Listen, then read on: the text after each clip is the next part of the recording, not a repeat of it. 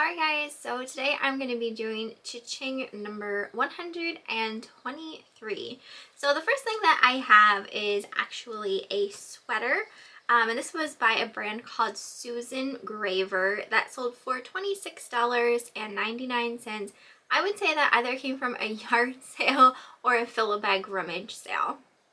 I also sold a Philosophy powdered sugar cookie 3-in-1. This sold for $39.99 and that came from an auction and I probably paid about $5 for it.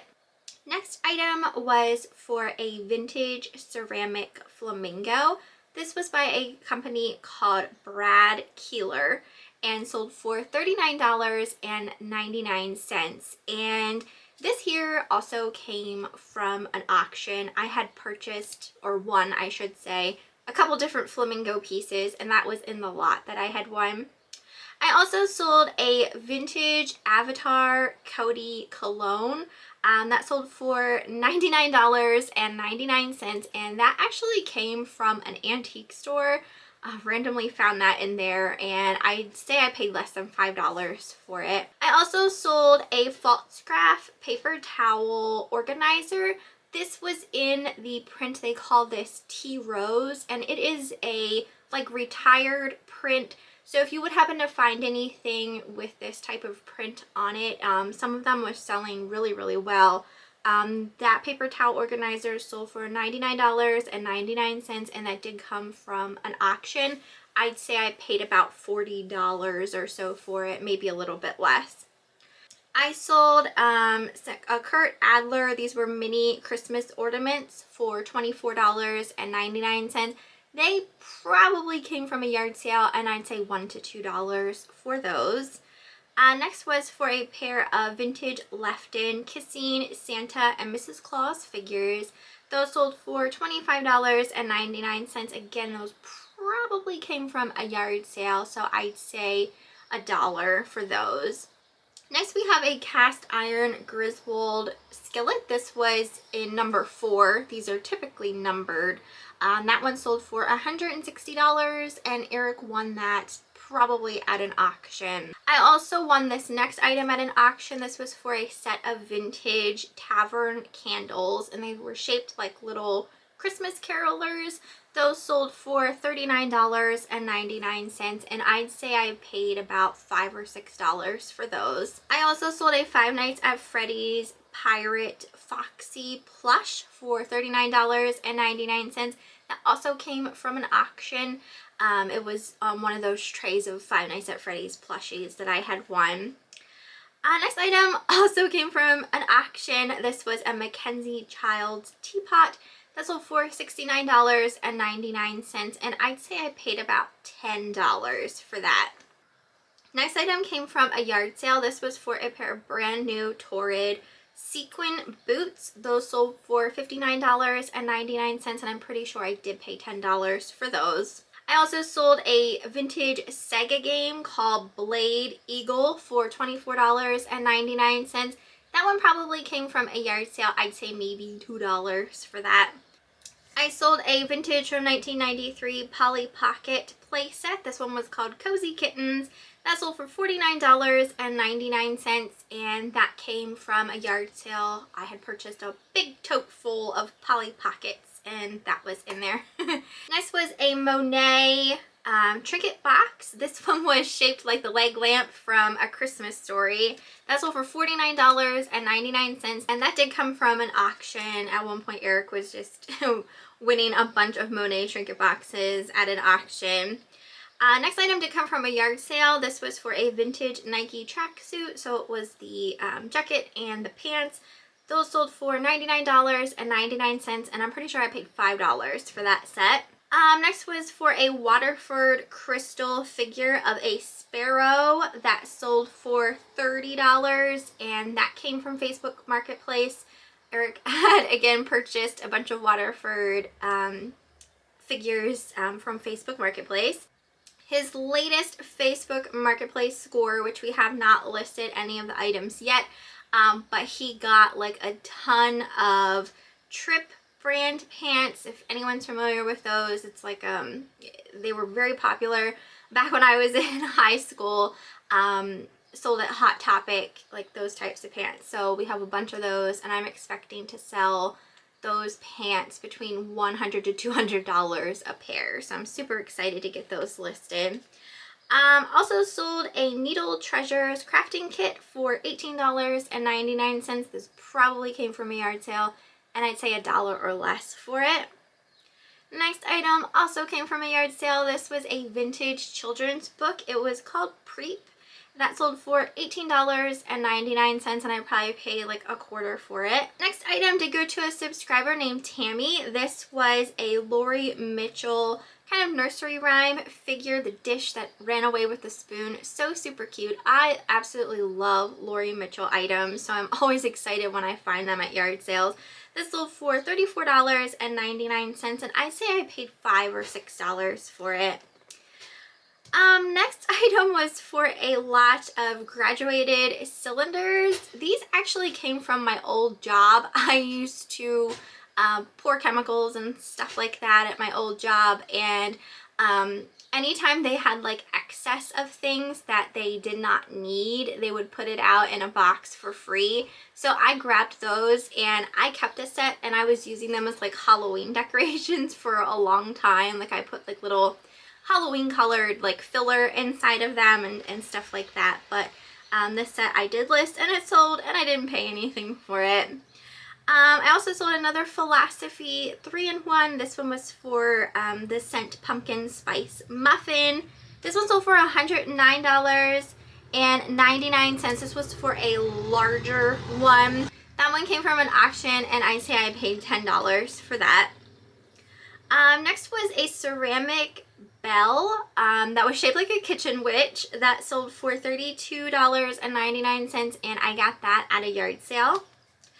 I also sold a pack. This wasn't a set, it was a pack of vintage Surefine coffee matches. Those sold for $6.99, and they probably came from a yard sale. I also sold a Philosophy Hope in a Jar for $29.99. That came from an auction. Pretty much when I was buying all the Philosophy items, it was all from the same auction that day. And you probably saw some of those in my last CHING video as well. Let's see, I have an Indiana Glass Green Hen on a Nest that sold for $22.99. Probably came from a yard sale, but could have came from an auction. I'd still say I paid maybe $2 or $3 for it. Next we have a French enameled vase. This was by a company called Longwy. This here came from an auction, and it sold for $116.19, and I'd say I paid $40 or less for it. I also sold a anthropomorphic vintage Valentine's Day card for $12.50, and this came from an auction. It was in a big box full of vintage Valentine's Day cards, and it was like a shoebox full. And oh my gosh, I still have so many vintage Valentine's Day cards that I still need to list. They do sell every so often, not even just around Valentine's Day. Like, I'm still selling them nowhere close to Valentine's Day.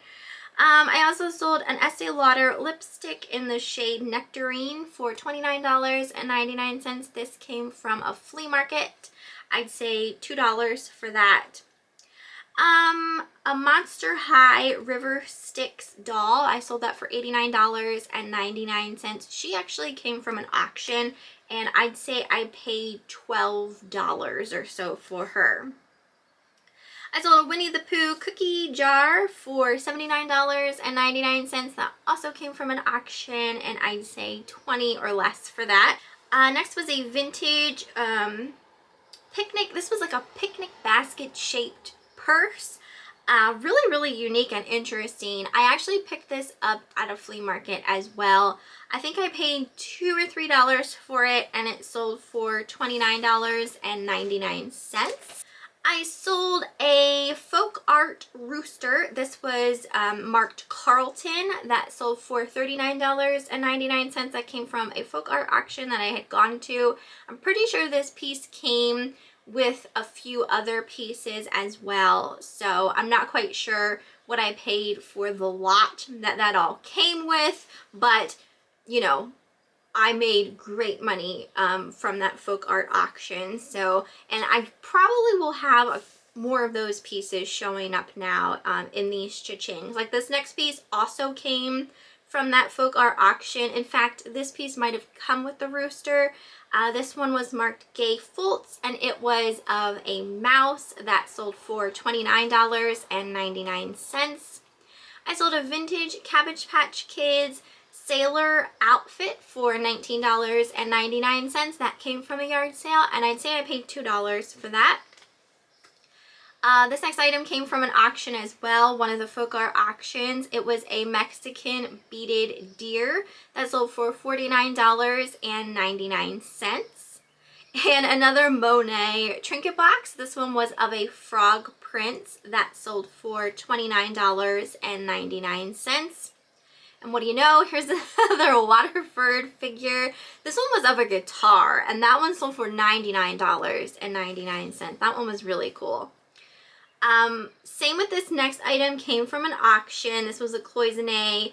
It had a sterling silver base on it, and it was marked. That sold for $153.50. Pretty much a lot of the cloisonne vases I was paying around $20 or so for. So I would say that's probably around what I paid for that one. Maybe a little bit more, maybe a little bit less.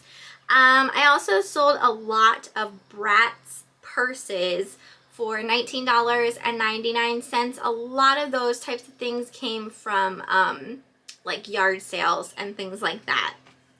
I also sold an AFI hoodie for $65. This came from a yard sale. I'd say I paid $1 for it. It was, I think, a size extra small, so it did take a while to sell, but it did sell. And fun note, I did see AFI in concert one time in my life. I sold a pair of Patricia Nash earrings for $19.99. These came from a yard sale, and I think I paid $1 or $2 for them. There's another Waterford crystal figure. This one was of a salmon, and that one sold for $139.99. Next was a vintage, these were made by Erdl, and they were called Playground Kids. They were dolls. I didn't have these growing up, but I did obviously like recognize them. I had gotten a tote full of them at a yard sale. I think I paid maybe $10 for the tote of them, and I was like selling them pretty much individually type of thing with their accessories and all of that good stuff. And this one sold for $29.99. I sold a set of 2 hemp Vana. These were pain creams. A lot of 2 for $29.99. These came from one of the beauty auctions that I had gone to. So they were just on a tray of some stuff that I won. I sold a Mary Hoyer doll in a peach dress. So it was a Mary Hoyer doll in all of her like tagged Mary Hoyer outfit and the shoes and all of that good stuff. That sold for $125.99, and that did come from an auction. I sold a vintage from 1971 Rider Tarot deck for $76. Pretty sure these came from a yard sale, so I'd say maybe $1 to $2 for those. I sold this was a tin. It was by Tuckers of Totnes, T-O-T-N-E-S. That sold for $8.99. That came with some stuff I won at an auction. I happened to look it up and they were selling, so I decided to list it. I was really surprised because I just feel like, you know, some tins just really aren't worth anything. And granted, $8.99 isn't a whole lot, but even still, it was pretty much like a freebie with some of the other stuff that I actually wanted, you know, in the box or on the tray of stuff from the auction. I also sold an Isomers Stem Youth Sculpting Cream for $25.99. That came from the same beauty auction on a tray of some stuff that I won. And the last thing that I have for this cha-ching was another vintage Cabbage Patch Kids outfit. This was of cat pajamas. Those sold for $19.99. Again, a yard sale for about $2. So that is everything for this cha-ching. I've been liking to tell you guys how, you know, my last 31 days have been. So last 31 days, my sales have been down 22.4%. I definitely do feel like I'm still getting sales. I'm still having sales daily, but the amount of sales isn't as great as it could be. But it is, we are in June. Warmer weather is upon us, and it just happens. It always has happened, and it always will happen. Around this time of the year, sales typically aren't the best. And I completely understand that, because even myself, like, I feel like it's been a little while since I filmed or uploaded a YouTube video, and it's because I kind of haven't been wanting to do it. You know, the weather is nice, and I've just been wanting to relax and sit back and like read a book or watch a movie, play with Amelia. Like, the last thing that I want to do is sit down and film a video or edit a video. Like, I just want to do something else aside from that, because I enjoy eBay. I enjoy making YouTube videos, but it is work. I consider it my job. It is my full-time job. YouTube and eBay is pretty much my full-time job. So it's like I kind of have to do it because I need to try and, you know, make money. But I have been a little bit discouraged lately with my YouTube channel and stuff like that. I just feel like, you know, I feel like when I post a video, I'm losing subscribers for some reason, and like, I rarely get any comments on my videos, and that hurts a creator who's making YouTube videos, because obviously you want views, but you also need that interaction from the people that are viewing your videos. So like, the more comments you get and things like that, the more people who like your video, the more your videos will get pushed out for other people to see and that type of thing. And I feel like that's just not happening with my channel. It's very like moving kind of slow, and I blame myself though, because I'm not consistently uploading, I'm not consistently making videos and that type of thing. So I'm really only hurting myself with it all. So that's just me that I have to blame for that. But you know, since the weather's so nice, I just want to relax and read a book. You know what I mean? I don't always want to film and that type of thing. So that's that. But yeah, eBay sales are okay, but could definitely be better. And again, that's kind of on me too as well. I didn't list anything yesterday, but I did get, I think, 14 things or so listed today. So if I have time after I do edit my videos, then I might list a couple more things. But sorry if that was kind of ranty. I didn't mean for that to be ranty sounding, that whole spiel. But you know, I mean, you just kind of go through phases. I mean, if there's anyone out there who also makes YouTube videos, you totally understand where I'm coming from, how you just don't feel like it sometimes. But yeah, I think that's pretty much it as far as eBay goes. I know I've been saying I've been having issues with putting in my item specifics and it not saving.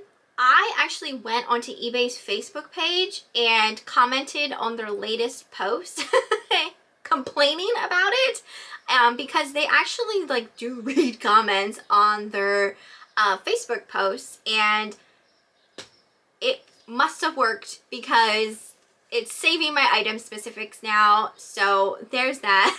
I don't know, but I'm so thankful for that because it was just so aggravating there for the longest time.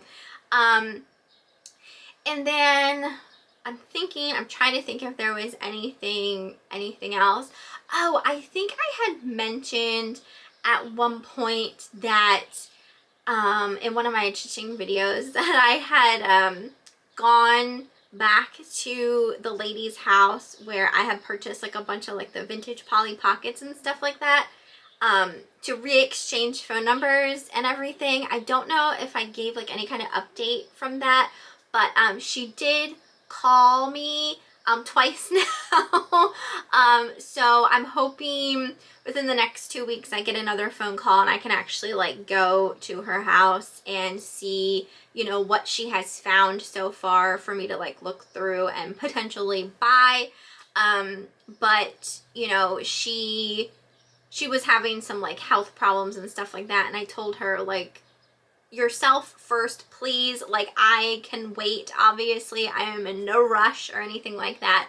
So, she did say that she found some things and she's still looking for, she said she found some like big Polly Pocket play sets, but she hasn't found like the smaller, like compact type ones like I had gotten before, because I have like a whole baggie full of Polly Pocket figures, but I don't have the play sets that they belong to. So I'm assuming they're there at her house somewhere, but who knows, basically. So she said that like if she doesn't call within the next 1 to 2 weeks, to call her and, you know, see where she's at with all of that. So I was just surprised to hear back from her. When things like that like happen, I never really expect to hear anything. But one thing that I have been finding as far as reselling goes, it's so good to make connections with people who may be able to help you, you know, get inventory, because I feel like it's becoming increasingly harder to find good inventory just out in the wild. Like when we go to yard sales, there are like so many resellers, like legitimately so many resellers. So it's like you kind of have to be first person in the door if it's a church sale, first person at a yard sale if it's a yard sale, because there's so many. And I'm not just talking eBay resellers, but you know, everyone has an antique booth around here. So you know, it's just so many people that are, if you're not there first, that are going to take, you know, obviously like all of the good stuff. So like when you do get to the yard sale or get to the church sale or what have you, most of that stuff is already picked through. I mean, granted, you're still gonna find some things because everyone, you know, kind of sells certain things and that type of stuff. But for the most part, I do feel like it's getting harder finding stuff at yard sales. As far as auctions though, I mean, it's kind of a never-ending supply of auctions, but obviously you're competing with other people as far as like bidding on stuff, so you kind of have to pay more, but in the end sometimes like obviously you're still making a great profit and that type of thing. But at least there's stuff at auctions. I haven't gone to the thrift store in a very long time, but I'm assuming it's pretty well like that at thrift stores too, where, you know, if you're not one of the first people in the door or the first one there when something gets out onto the shelf, then, you know, you're SOL basically. So that's why I think it's so important right now to like find those people who, you know, are wanting to sell stuff directly to you, like personal picks type of thing. It's really awesome, but finding those people is kind of hard, because you just never know really. Like you might come across someone, like Eric and I came across a lady the day we went to pick up something that we purchased on Facebook Marketplace, where we just got to talking, and she invited us into her parents' house, basically, that she was cleaning out, allowed us to go through stuff and make piles, and, you know, she would name a price and we'd pay it, and, you know, we just had like a truckload full of stuff that we could just personally had gotten first dibs on, basically, because she was going to be sending off like everything else to like an auction house. So it's times like that that are so amazing, but so few and far between where you actually like come across people who are, you know, willing and able to do something like that. So but that's the kind of thing that like I'd love to find more of, is just the people who are, you know, wanting to just get rid of stuff and that type of thing, because yard sales are just, I don't know, they've been a little, getting me down a little bit as far as like, I'm thinking of doing a video on like what not to do when having a yard sale, because there is a lot of things that have been kind of bugging me lately as far as yard sales go, and I feel like I need to rant a little bit, but I think the rant could actually also maybe like help people as well, just like some things to take into consideration when you're having a yard sale, even down to the, you know, making sure you have the time that your yard sale starts in your advertisement and things like that, you know, that type of thing. So I haven't decided yet, because I don't want people to get like the wrong idea with a video like that. Like, I don't want it to seem like ranty, you know what I mean? Like, I don't want to be that type of person. So I haven't decided yet if I'm going to make a video like that, but there is a lot of stuff I think that could be helpful in a video of that. So let me know in the comments if that's something that, you know, sounds like something you'd be interested in hearing what I have to say about that. But this is pretty much everything for this CHING. I hope you guys enjoyed it, and I apologize if you know, I sounded down about, you know, YouTube or anything like that. That's not how I want to come across, because I do enjoy sitting down and talking to you guys. I know it seems like I'm just sitting in my room like talking to a camera, but I know there's so many people out there who do thoroughly enjoy watching my videos, and that is why I continuously make them. It is for you guys. So I hope you enjoyed, and I will see you next time.